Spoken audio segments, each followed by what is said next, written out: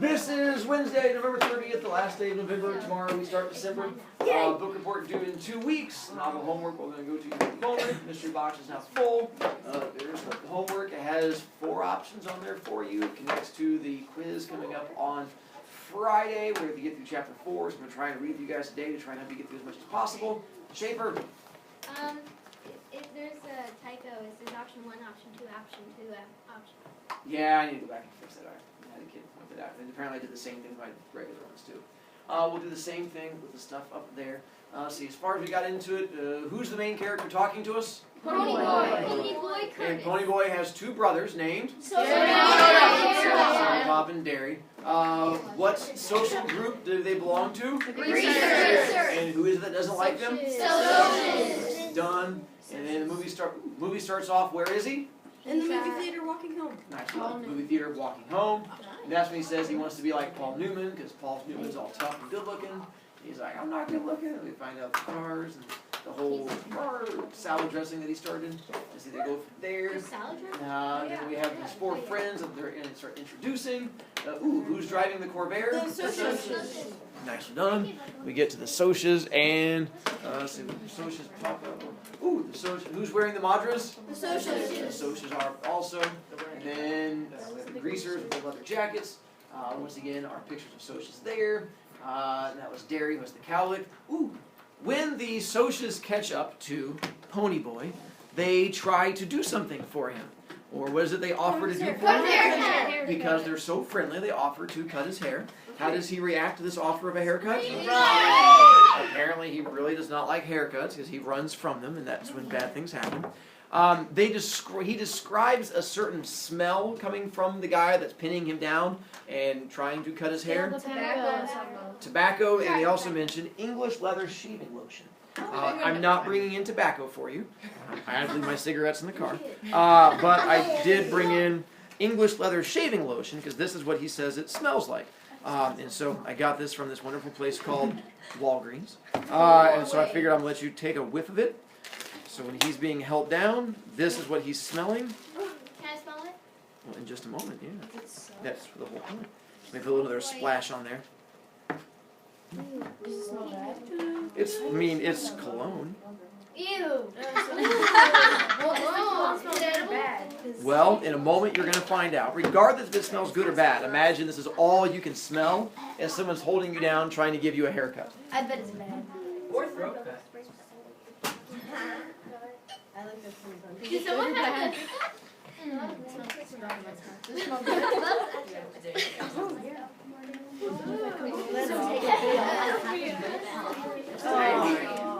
Did you want to smell it? There you go, smell. Okay. It's weird. Is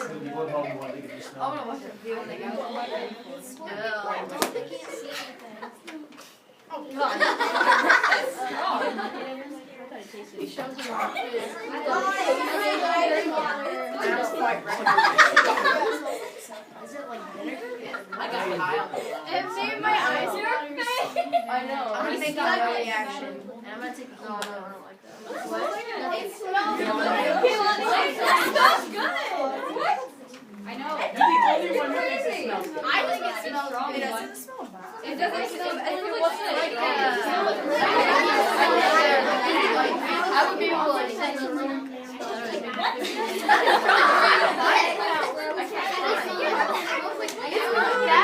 I know it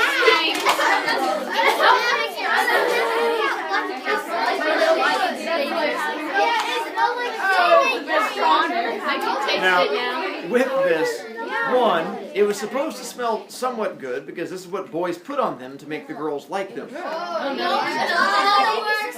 But realize boys also like to take Axe baths too, and so that's for the same idea when they take the whole thing of Axe and go, and they're like, girls dig it. Like, no, we do not. But it's the same thing. I've had kids say, that smells like my grandpa. Well, if it does, that's probably because this was taking place in the 60s, which is about the time your grandpa was a teenager. So this was probably what he wore back then to try and, mac on the ladies. That's things you don't want to think about grandparents doing. But now I put that thought in your head. You're welcome. Wait, that was really good. That was not. Mr. Brovicast. Wait, did you just did this Nine. Now we can keep reading from where we left off. Page 7. Yeah. See, we're about halfway through. Oh yeah, this is where they all came by and chased off the socias, and now he's going through and talking. I don't think we got to the next one yet. He is going to talk about his brother who cocks an eyebrow. It's when you have the one eyebrow that goes up, yeah. Just when the rock, you can smell what he's cooking. And so, apparently that guy's a doctor. Maybe a rock. He writes prescriptions and stuff like that. Buzz Lightyear. Soda Pop came loping back. And by then, I figured that all the noise I'd heard was the gang coming to rescue me. He dropped down beside me, examining my head. You got cut up a little, huh, Pony Boy? I looked at him blankly. I did? He pulled out a handkerchief and wet the end of it with his tongue, pressed it gently against the side of my head. You're bleeding like a stuck pig. I am? Look. He showed me the handkerchief, reddened as if by magic. Did they pull a blade on you? I remembered the voice. You need a haircut, greaser? The blade must have slipped while he was trying to shut me up. Yeah. Soda's handsomer than anyone else I know. Not like Derry. Soda's a movie star kind of handsome. The kind that people stop on the street to watch go by. He's not as tall as Derry. He's a little slimmer, but he has a finely drawn, sensitive face that somehow manages to be reckless and thoughtful at the same time.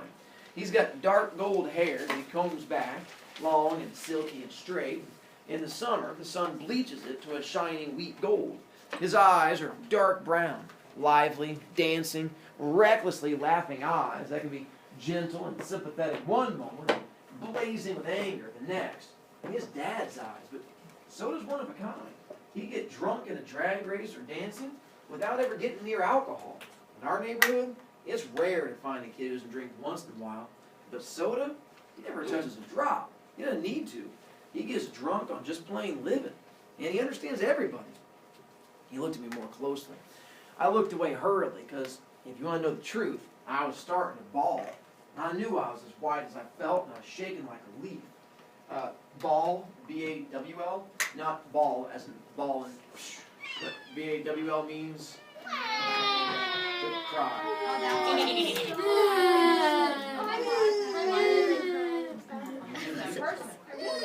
kept saying it was in your locker. No, I didn't. Yeah, you Some did. person just I walked got in. it out and I gave it to you. You did. I was like a dude Yeah, that- it's not Mr. there. Bodie, I Someone want took it. I don't have an iPad for you because once again, you still never gave it to me. You saying it does not make it true. Bye, Manny. Bye, Manny. Hi, man. Soda would just put his hand on my shoulder. Easy, Pony Boy. I ain't gonna hurt you no more. I know, I said. But the ground began to blur, and I felt hot tears running down my cheeks. I brushed them away impatiently. I'm just a little spooked, that's all. I drew a quivering breath and quit crying. You just don't cry in front of Derry. I mean, not unless you're hurt like Johnny had been that day we found him in the vacant lot. Compared to Johnny, I wasn't hurt at all. Soda rubbed my hair. You're an okay kid, Pony. I had to grin at him. Soda can make you grin no matter what. And I guess it's because he's always grinning so much himself. You're crazy, Soda. Out of your mind. Derry looked at me like to knock our heads together. You're both nuts. Soda merely cocked one eyebrow, a trick he picked up from Two-Bit. It seems to run in the family. Derry stared at him for a second and cracked a grin. Soda Pop isn't afraid of him like everyone else and enjoys teasing him. I'd just as soon tease a full-grown grizzly, but for some reason, Derry seems to like being teased by Soda. Our gang had chased the socials to their car and heaved rocks at them. They came running toward us now, 4 lean, hard guys. They were all as tough as nails and looked it. I mean, I'd grown up with them. They accepted me, even though I was younger, because I was Derry and Soda's kid brother, and I kept my mouth shut good. Steve Randall was 17, tall and lean, with thick, greasy hair he kept combed in complicated swirls. He was cocky, smart, and Soda's best buddy since grade school. Steve's specialty was cars. He could lift a hubcap quicker and more quietly than anyone in the neighborhood. But he also knew cars upside down and backward, and he could drive anything on wheels. He and Soda worked at the same gas station. Steve part-time and Soda full-time, and their station got more customers than any other in town. Whether that was because Steve was so good with cars, or because Soda attracted girls like honey draws flies, I couldn't tell you. I liked Steve only because he was Soda's best friend. He didn't like me. He thought I was a tag-along and a kid. So it always took me with them when they went places. They weren't taking girls, and well, that bugged Steve. It wasn't my fault. Soda always asked me. I didn't ask him. Soda didn't think I'm a kid. Oh, one thing with Steve. They talk about him lifting hubcaps. First off, do you guys know what a hubcap is? Yeah. It is a part of a tire. I usually have one The back frame here. is on the outside. I keep a spare one back here, please. Is it? There it is. Gonna get awkward for a second.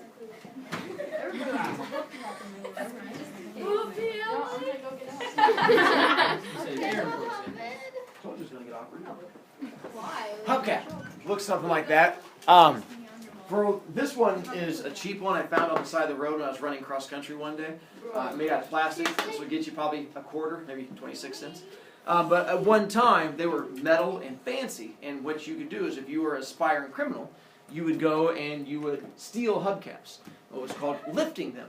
Because you would go up to a car that had the hubcaps, take a screwdriver, pop the hubcap off, and then you would lift it. Yes, lifting a hubcap. You would then steal all 4 hubcaps and then go find someone else like, hey, you want to buy some hubcaps? Like, yeah, and then you go and sell them. Nowadays, you can't do that. Because it's wrong? Well, no, because no one's going to buy them from you. You can now just go to Walmart and pick up like all 4 of them for, I don't know, like $5, something like that. So at one time, it was a way of making money, and he was really good at doing it. People didn't like it because, you know, stealing. But at one time, it was a thing. So that's what they're talking about him. Have you ever done it? Have I ever stolen hubcaps? Yeah. Yeah, that's how I got through college. What college? Hubcap Stealing University. Two-Bit Matthews. Tripod. Two-Bit Matthews was the oldest of the gang and the wisecracker of the bunch. He was about 6 feet tall, stocky in build, and very proud of his long, rusty-colored sideburns. He had gray eyes and a wide grin. He couldn't stop making funny remarks to save his life. You couldn't shut up that guy. He always had to get his 2 bits worth in, hence his name. Even his teachers forgot his real name was Keith, and we hardly remembered he even had one. Life was one big joke to 2-Bit. He was famous for shoplifting and his black-handled switchblade, which he couldn't have acquired without his first talent. And he was always smarting off to the cops. He really couldn't help it. Everything he said was so irresistibly funny that he just had to let the people in on it to brighten their dull lives. Well, that's the way he explained it to me. He liked fights, blondes, and for some unfathomable reason, school. I did that part and highlighted it for myself. Not the fighting with the blondes, but the liking school part. Blondes, the fights fun. He was still a junior at 18 and a half, and he never learned anything. He just went for kicks. Now that you're a senior, you can now understand the joy of him being 18 and a half and being a junior. It means he's stuck around in school for an extra couple of years. He just went for kicks. I liked him real well because he kept us laughing at ourselves as well as at other things. He reminded me of Will Rogers. Maybe it was the grin. Will Rogers was a comedian cowboy who was around for a long time, who was always like a real funny Oh, person. that person? Yes, that person. Like scissors and rocks on both of them. If I had to pick the real character of the gang, it'd be Dallas Winston. Dally. I used to like to draw his picture when he was in a dangerous mood. For then I could get his personality down in a few lines. He had an elfish face with high cheekbones and a pointed chin, small, sharp animal teeth, and ears like a lynx. His hair was almost white. It was so blonde. He didn't like haircuts or hair oil either, so it fell over his forehead in wisps and kicked out the back in tufts and curled behind his ears along the nape of his neck. His eyes were blue, blazing eyes, cold with a hatred of the whole world. Dally had spent 3 years on the wild side of New York and been arrested at the age of 10. He was tougher than the rest of us. Tougher, colder, meaner. The shade of difference that separates a greaser from a hood wasn't present in Dally. He was as wild as the boys in the downtown outfits, like Tim Shepard's gang. In New York, Dally blew off steam in gang fights, but here, organized gangs are rarities. They're just small bunches of friends who stick together. The warfare is between the social classes. A rumble, when it's called, is usually born of a grudge fight, and the opponents just happen to bring their friends along. Oh, there are a few named gangs around, like the River Kings and the Tiber Street Tigers, but here in the Southwest, there's no gang rivalry, so Dally Even though he could get into a good fight sometimes, he had no specific thing to hate, no rival game, only Socs. And you can't win against them, no matter how hard you try, because they've got all the breaks, and even whipping them isn't going to change that fact. Maybe that's why Dallas was so bitter. He had quite a reputation. They have a file on him down at the police station. He'd been arrested, he got drunk, he rode in rodeos, lied, cheated, bless you, stole, rolled drunks, jumped small kids. He did everything. I didn't like him, but he was smart, and you had to respect him. With Dally, a couple things they talked about him was, one, that he rolled drunks. Rolling a drunk is a way of mugging someone, where you go and you rob them. But the way it works is you go to like a party and you wait till someone has too much to drink and they pass out onto the ground. You go over to them and you roll them over and you steal stuff from them. So that's what Dally does for fun at parties. He rolls drunks. He waits till you get drunk, rolls you over, and then takes all of your jewelry and watches and your money and stuff like that and then keeps it. The other thing it talks about him doing is he jumps small kids. That does not mean like for exercise. He's not doing box jumps over them because that'd be really good. Instead, jumping is, instead of getting in a fight or beating someone up, jumping is when you and a group of friends surprise someone by jumping out at them and surprising them, and then when they turn around, you beat them while they're on the ground. That's jumping someone. And they talk about, it was a thing a lot of them do in here, you get together with a bunch of your friends and you wait till this guy you don't like goes by, and you jump out and surprise him and you push him down and you beat him while they're on the ground. That's what Dally does all the time. But specifically, who does Dally like to jump? Little kids. Mr. Brovicast, that's awful. Yeah, Dally's a bad person. He's like the baddest of the bad people. Which makes it really tough because we have Dally and Derry, and their names look really similar. And one of them is this good guy who's trying to raise a family, and one of them is this loser who goes around jumping small children. And it gets confusing. The way I try to help you out is Dally has an L in it, loser begins with an L. Brother has 2 R's in it, Derry has 2 R's in it. So hopefully that'll try and help you out as you go through. Because if not, you're like, but why is Dally doing that? I thought Dally was good. Oh wait, no, he's the bad one. So hopefully that'll help you. Dallas, Texas, That's another way. Johnny K was last and least. Now, if you can picture a little dark puppy that's been kicked too many times and is lost in a crowd of strangers, you'll have Johnny. He was the youngest, next to me, smaller than the rest, with a slight build. He had big black eyes and a dark tanned face. His hair was jet black and heavily greased and combed to the side, but it was so long it fell in shaggy bangs across his forehead. He had a nervous, suspicious look in his eyes, and that beating he got from the Socs didn't help matters. He was the gang's pet, everyone's kid brother. His father was always beating him up, and his mother ignored him, except when she was hacked off at something, and then you could hear her yelling at him clear down at our house. I think he hated that worse than getting whipped. He would have run away 1,000,000 times if we hadn't been there.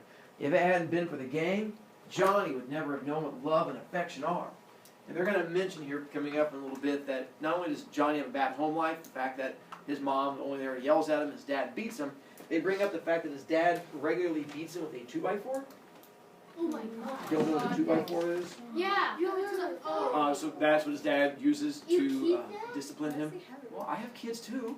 So, you don't hit them with a 2x4. I know they're fast. One day they're going to slow down and I'll get one of them. Oh, my stepdad. Y'all are awful. I wiped my eyes hurriedly. Did you catch them?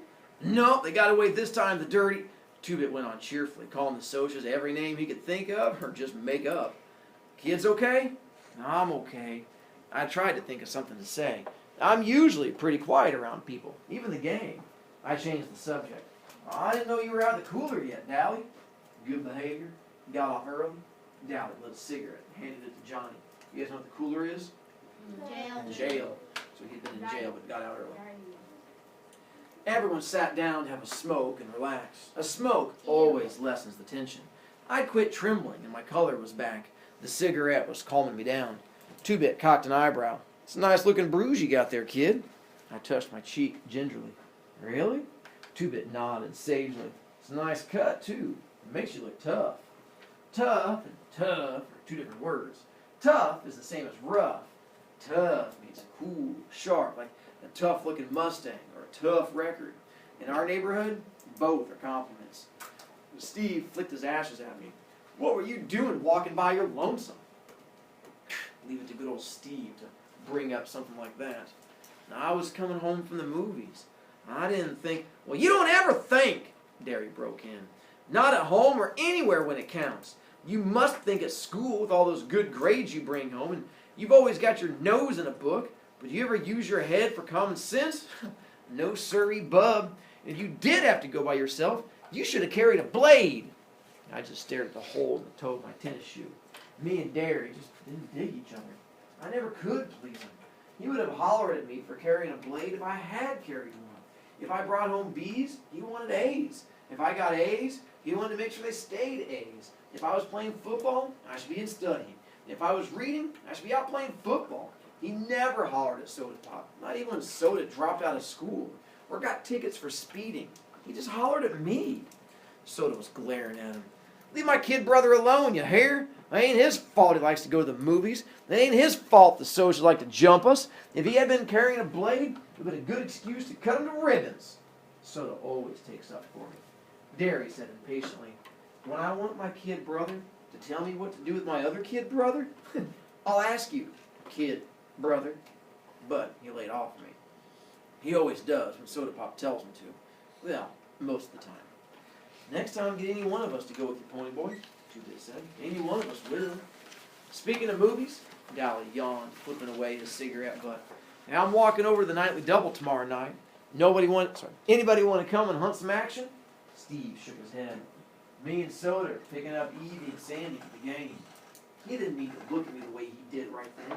I wasn't going to ask if I could come. I'd never tell Soda because he really likes Steve a lot, but sometimes I can't stand Steve Randall. I mean it. Sometimes I hate him. Derry sighed, just like I knew he would. Derry never had time to do anything anymore. I'm working tomorrow night. Dally looked at the rest of us. How about y'all? Two-Bit, Johnny Cake, you and Pony want to come? Me and Johnny will come, I said. I knew Johnny wouldn't open his mouth unless he was forced to. That okay, Derry? Yes, since it ain't a school night. Derry was real good about letting me go places on the weekends. On school nights, I could hardly leave the house. I was planning on getting boozed up tomorrow night, Two-Bit said. If I don't, I'll walk over and find y'all. Steve was looking at Dally's hand. His ring, which he'd rolled a drunk senior to get, was back on his finger. You break up with Sylvia again? Yeah, and this time it's for good. That little broad was two-timing me again while I was in jail. I thought of Sylvia and Evie and Sandy and Two-Bit's mini blondes. They were the only kind of girls that would look at us, I thought. Tough, loud girls who wore too much eye makeup and giggled and swore too much. I liked Soda's girl, Sandy, just fine, though. Her hair was natural blonde, and her laugh was soft, like her china blue eyes. She didn't have a real good home or anything, and was our kind, greaser. She was a real nice girl. Still, lots of times I wondered what other girls were like.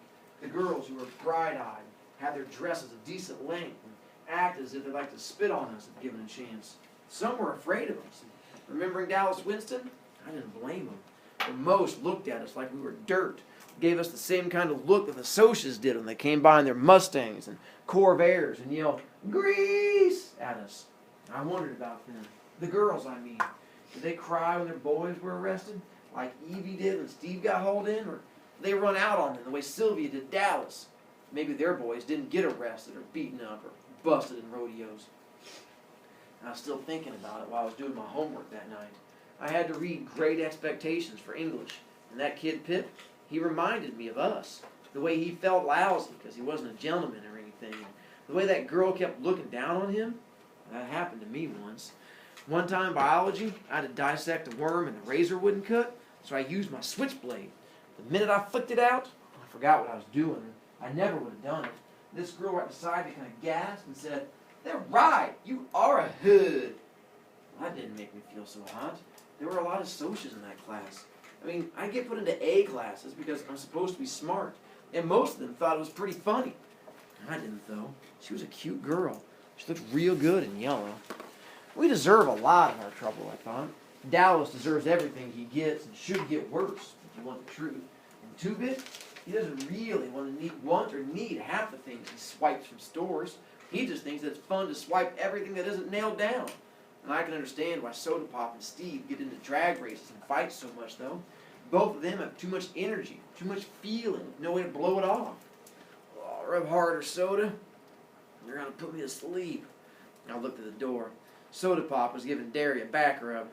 Derry's always pulling muscles. He roofs houses. He's always trying to carry 2 bundles of roofing up the ladder. I knew Soda would put him to sleep because, well, Soda can put about anyone out when he sets his head to it. He thought Derry worked too hard anyway. I did too. Derry didn't deserve to work like an old man when he was only 20. He'd been a real popular guy in school.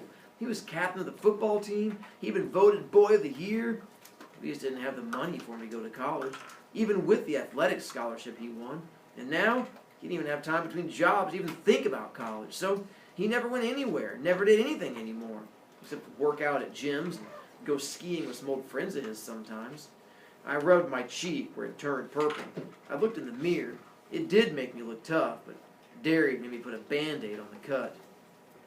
I'll stop there for now. Tomorrow, we'll read a wee bit more and get farther into it. And it does pick up from here. I like to read the first chapter with you because it's the slowest of all of them. When we get to the second and third chapter, that's when it's kind of hard to stop. Take off. See you later.